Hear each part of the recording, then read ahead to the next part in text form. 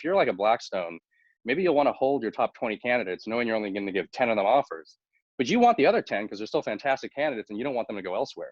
And so if you're one of those candidates, you might be getting held up in the lobby and you're going to have to make a decision. Do I just walk out of this firm? You're going to have to like evaluate, because at some point you're going to miss other interviews if you stay there long enough. And so you kind of have to read them and figure out what's your probability of success. And I mean, that happened to me on Friday. I was at a firm and they were like kind of equivocating as to whether or not I was going to move on. They were kind of just keeping me there. And at some point I had to stand up and say, all right, guys, like I'm on to the next one. And I'm so lucky I did that, because the firm I ended up going to was the firm I ended up signing at following that. And if I had stayed, odds are that I probably would have struck out and had to have gone to off-cycle recruiting. Why do you think you would have struck out? Just because you weren't getting a really strong sense, or they just weren't, were they more of a fund that typically hired a blend? A little bit of both, yeah. But I was just like I didn't get a strong sense. I know I hadn't performed as well as I could have in the beginning. And so, you know, it was clear that some of the kind of how are you evaluating yourself to know that? Because I feel like it's obvious if you completely bomb, just get out of there and go to the next one.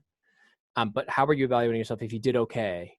Like, was it just more like your delivery on things? Was it more like walking through a case and how you walk through or a modeling test? What were they putting you through that kind of gave you that sense? Yeah. So for this one, I think I knew I didn't finish the model in time. So it was pretty clear that, you know, I had done an okay recovery, and I think what I did was all right, but it definitely wasn't, you know, perfect work.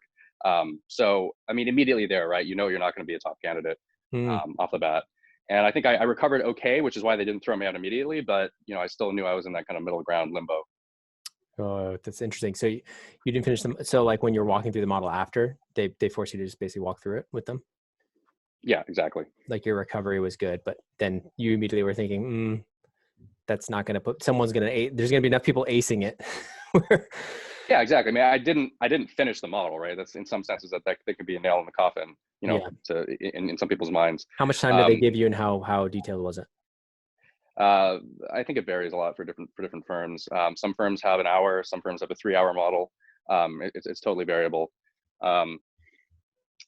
I will say, even coming back to just your question, also like how I prepared, because just for the consulting point as well. Yeah. You know, I did basically as much preparation as I could, both on the banking and the consulting side, and I highly recommend that for everyone.